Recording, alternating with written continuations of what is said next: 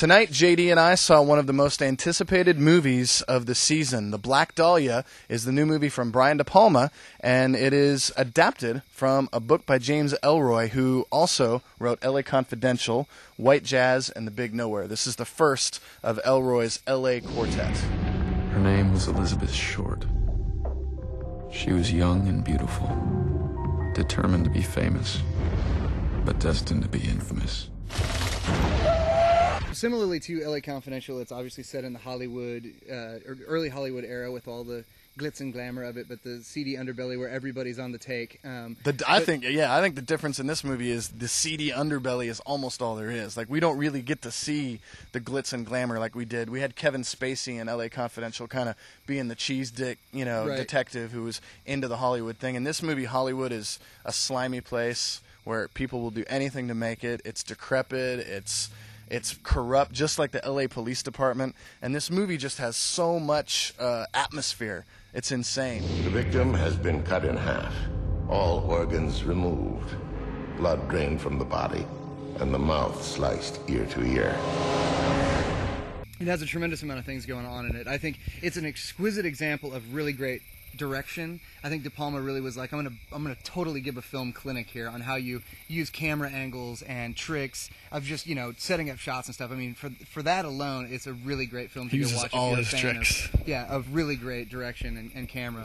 The jury's still out for me on a lot of these actors. I mean, for whatever reason, they kind of all four ended up in the same picture. Where it's like Hilary Swank, she's kind of the new Glenn Close for me. Where it's like I respect her talent, but there's something about her that makes it difficult for me to enjoy experiencing what she does. So this movie covers a lot of the same ground as Hollywoodland. The movie with Ben Affleck playing George Reeves, who may or may not have shot himself because of Hollywood and the pressure and not being able to get a job. Well, Elizabeth Short doesn't even get close. She hasn't even broken into B movies. She's doing stag films, and I think the whole movie, The Black Dahlia, is darker and sadder because it's really a metaphor for like everybody in Hollywood and all their shattered dreams.